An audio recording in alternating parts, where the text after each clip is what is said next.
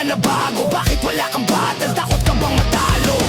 Paulit-ulit ang tanong ng mga tao. Huwag sanang apurado, anong magagawa ko? Wala akong maisip, masyado pang mainit. Akala mo tuloy mo kang suplado pagtahimik. Pagod na lang ng kadingig, itugigara o 8 oras sa van, 3 oras sa kalabaw. Tapos pag-uwi ko pa, para bang hindi ko malaman kung bakit ang buhay ko ay para maging pelikula.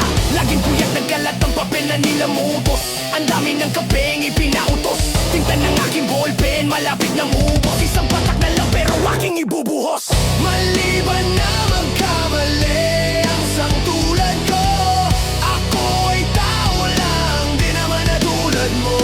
Ano bang dapat na gawin? Dapat bang kamuhian o dapat ba natularan ang sang tulad ko na tao lang? Sa pulsa pagkabata, sablay nung tumanda. Lumakad humakbang hanggang sa madapa. Huwag kang mawawalan ng pag-asa, huwag kang madadala. Kung wala ka pang mali, wala ka pang nagagawa. Ang luhod na pagkabuna bago ka matutong lumakad. Ang buhay ay utang, hulugan ang bayad. Kaya huwag kang matakot magkamali, pero alalay lang huwag kang masyadong magmadali.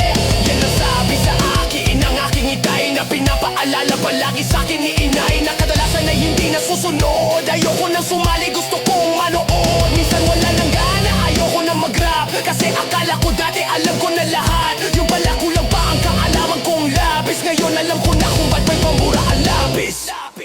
Maliban na magkamali ang sang tulad ko, ako ay tao lang, di naman na tulad mo. Ano bang dapat na gawin? Dapat bang kamuhian o dapat ba natularan ang sang tulad ko na tao lang? Pero di ba tao ka lang din? Hindi mo ba napansin? Kahit anong taas mo natitingala ka pa rin. Kahit planuhin mong mabuti, bakit ganun pa rin? Di maiwasang na magkamali kahit anong gawin. Kadalasan nangyayari ay ang kabaliktaran. Marami ka detalye na makakaligtaan. Mamamalik ka ng daan, lalo kung wala kang ganong alam. Anong magagawa?